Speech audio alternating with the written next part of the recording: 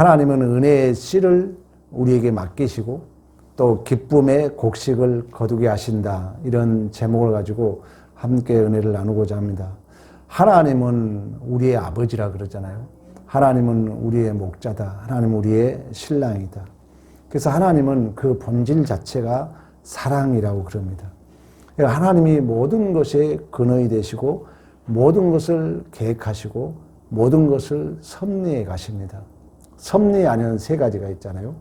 보존과 통치와 다스림입니다.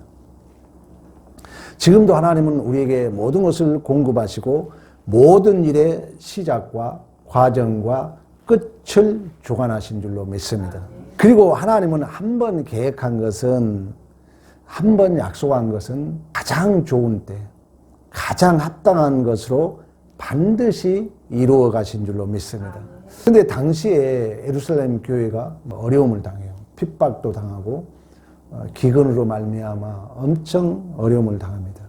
하나님은 우리 아버지라 그랬잖아요. 하나님은 사랑의 하나님이잖아요. 하나님이 가만히 둘 수가 없죠. 누군가 이제 어려움을 당하면은 누군가에게 또 은혜를 베풀어야 되잖아요. 그런데 이 모든 것은 누굴 통해서요? 사람을 통해서 한다는 거예요. 하나님이 하시지만 그 도구는 사람이라는 거예요. 이런 피조물로 하지 않아요. 왜냐하면 뚝 떨어지면 하나님의 마음이 전달될 수 없기 때문에. 그래서 하나님은 우리를 하나님의 형상대로 창조했다. 그래서 그 하나님이 물질만 전달되는 것이 아니라 하나님의 마음이 전달되도록 사람을 통해서 하나님은 역사하신 줄로 믿습니다. 그래서 이제 사도 바울은 그때 사역자였기 때문에 그러면 우리 모든 교회들이 도와서 예루살렘 교회를 우리가 돕자. 이렇게 이제 계획을 세운 거예요. 그랬더니 그때 가장 먼저 손든 교회가 어디겠어요? 고린도 교회예요. 고린도 교회. 좋아요. 나 열심히 하겠습니다. 내가 연보를 하겠다.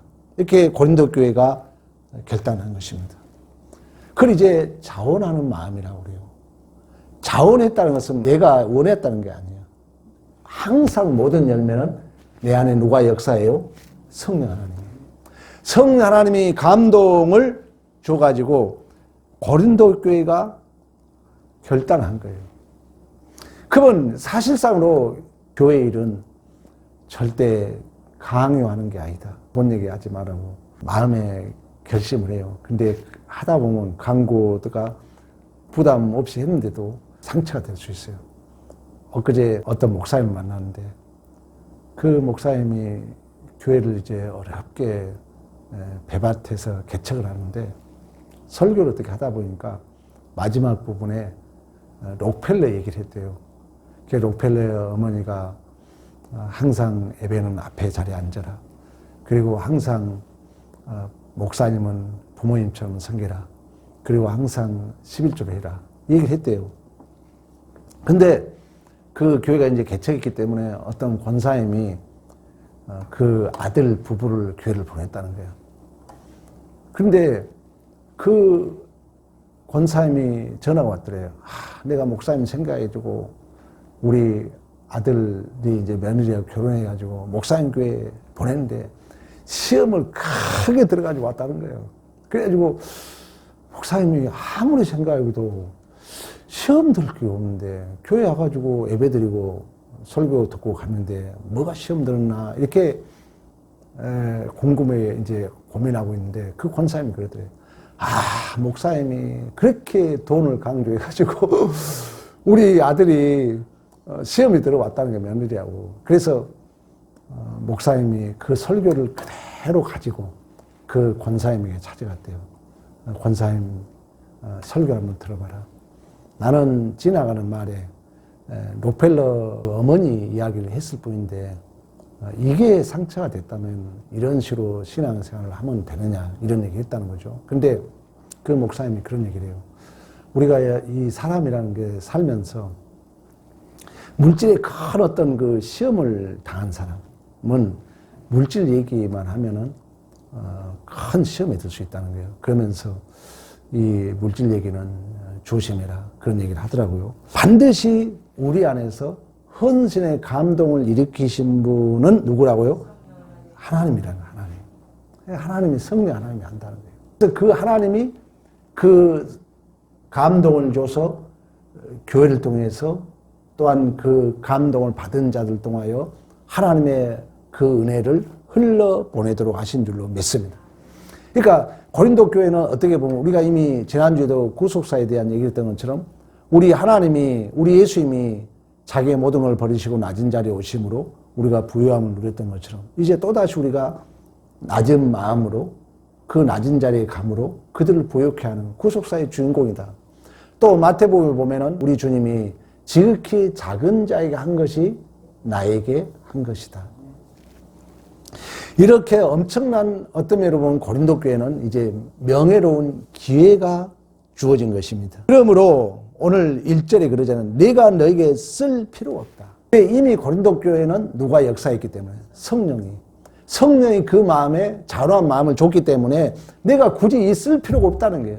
이 편지를 쓸 필요 없다. 이렇게 해라 저렇게 해라 말할 필요가 없다는 것입니다. 그리고 하나님께서 모든 것을 계획하시고 계시기 때문에 내가 무엇을 하겠다고 자원했다면 그 자체가 명예롭고 복 있는 기회가 그 자신에게 주어진 줄로 믿습니다.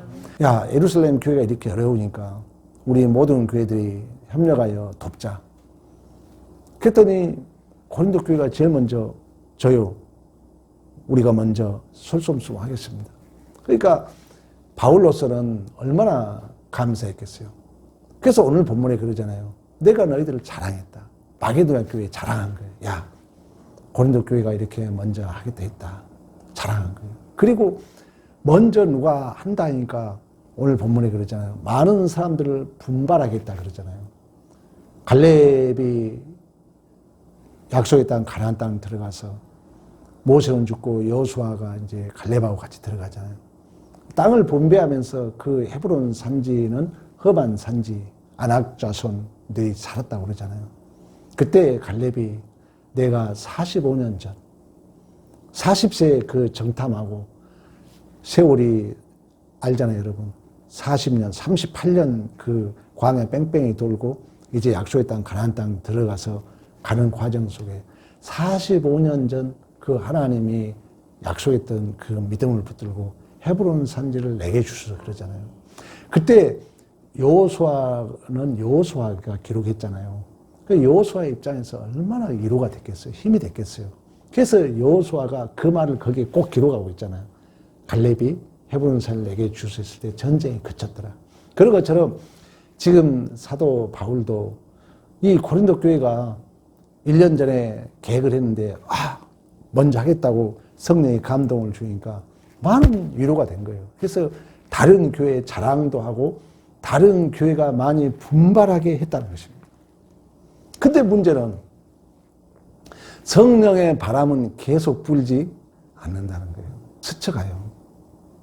그래서 교회 일은 하는 게 보여요. 오늘 우리 장로님이 전도하고 왔더니 있을 수 없는 일이죠. 하나님이 마음을 주니까 차를 타고 오셔가지고 식사를 이렇게 대접하니까 저도 얼마나 감사하고 또 얼마나 우리 교회가 자랑스럽습니까? 이렇게 하시니까 얼마나 좋아요. 그러니까 그 마음, 그때 그 마음을 붙드는 거예요. 성령은 바람으로 비유하고 있는 르하흐, 성령의 바람은 계속 불지 않아요. 하나님의 마음은 스쳐간다는 거예요. 그런데다 우리 인간의 마음은 하루에 몇 번 바뀐다고 해요. 2만 번 바뀐다고 그러죠. 그러니까 내가 그 성령이 감동을 줬을 때, 자원한 마음을 줬을 때 즉시 순종하는 것이 복인 줄로 믿습니다. 근데 오늘 2절에 뭐라고 합니까? 너희의 원함을 알미라. 1년 전에 준비하였다는 것을 내가 자랑하였다.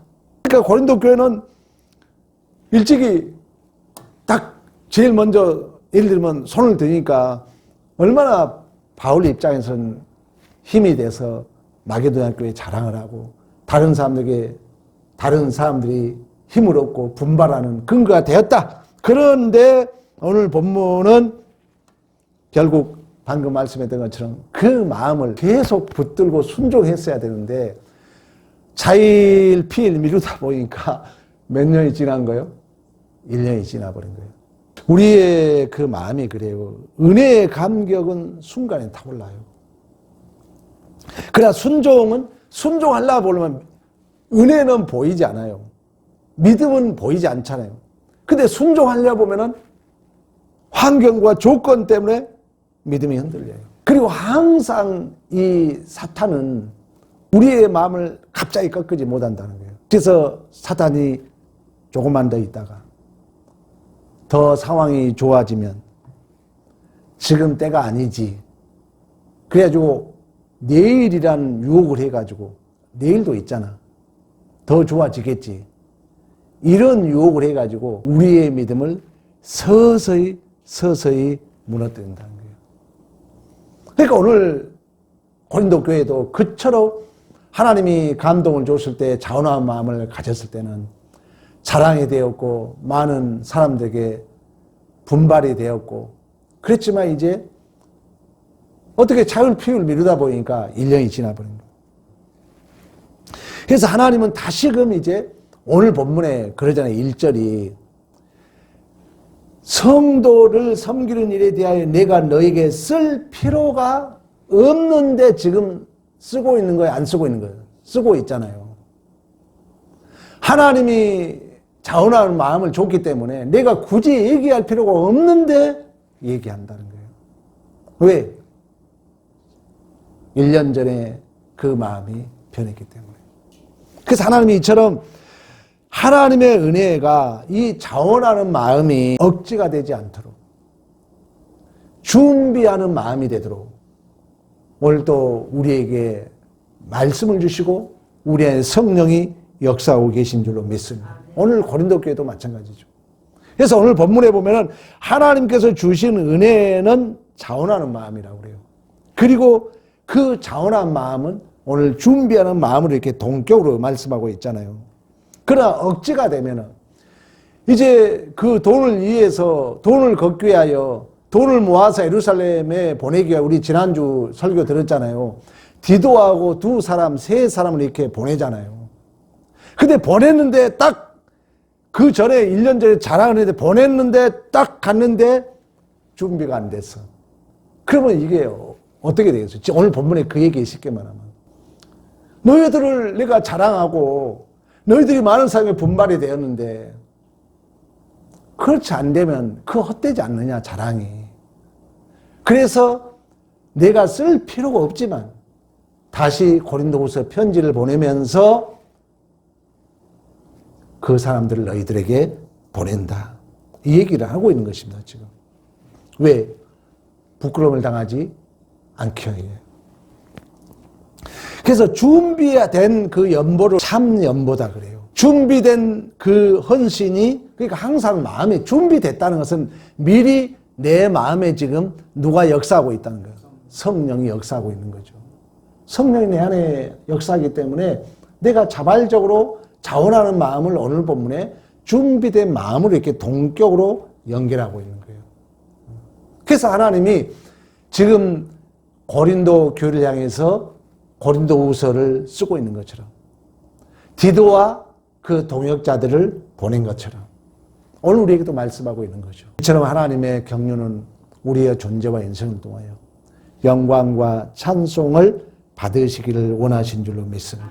그래서 하나님은 항상 말씀을 통해서 성령을 통해서 우리를 준비하도록 억지가 되지 않고 참 연보가 되도록 그리하여 자랑이 자랑으로 증거되고 또 다른 사람들에게 분발하도록 역사에 가신 줄로 믿습니다. 여러분의 삶에서 미루고 있는 우리의 순종의 역할, 즉시 순종하는 게 중요해요.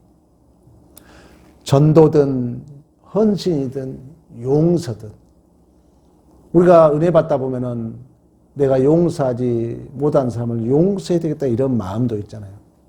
또 내가 하나님 앞에 섬겨야 될 것, 섬겨야 할 마음이 있잖아요. 그때 조금만 더 상황이 더 좋아지면 지금은 때가 아닌 것 같아 이런 사단의 유혹을 끊으라는 거예요. 준비된 마음, 이미 내 안에 역사하신 그 성령의 역사, 자원하는 마음.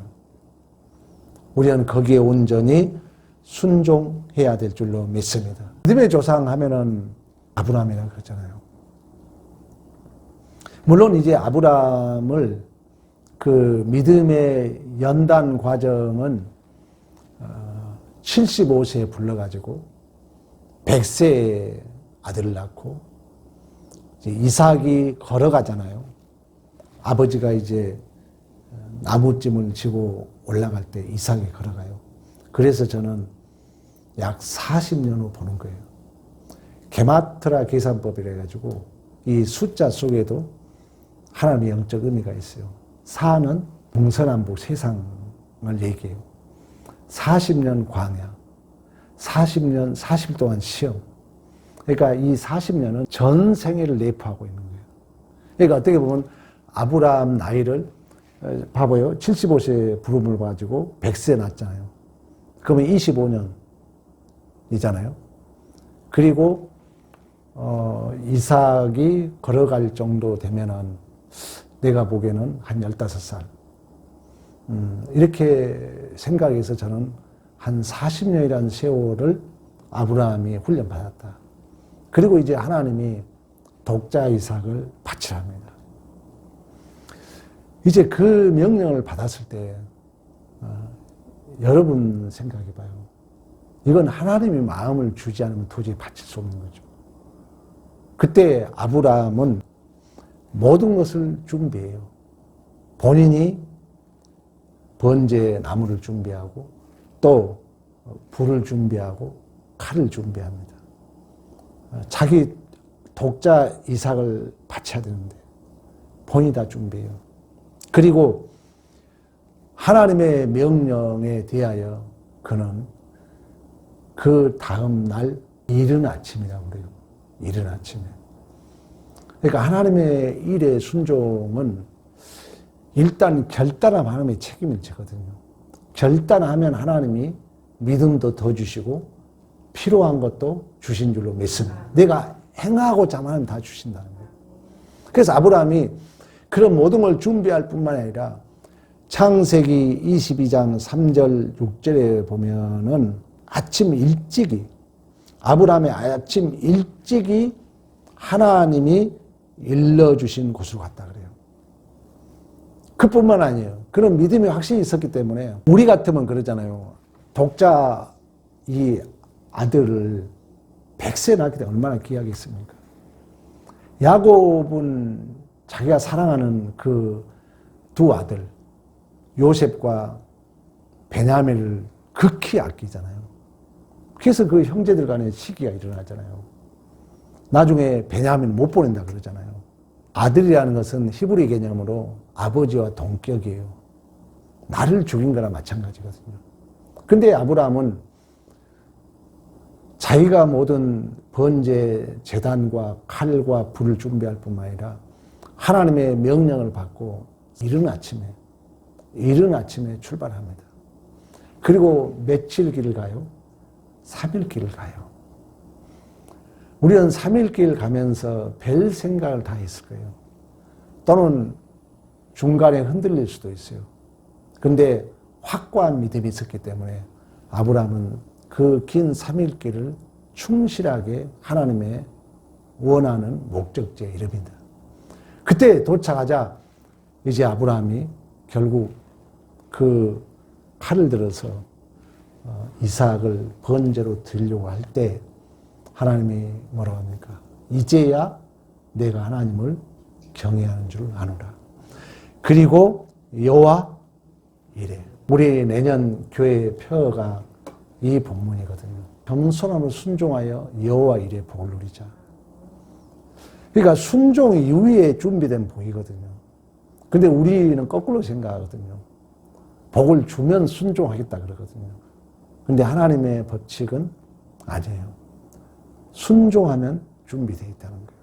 그러나 이제 이 고린도 교회는 그렇지 못함으로 다시 한번 재촉하고 있는 것처럼 오늘 예배에 참석하신 여러분, 순간순간 하나님이 성령의 바람은 지나갑니다. 성령은 감동을 순간순간 줍니다.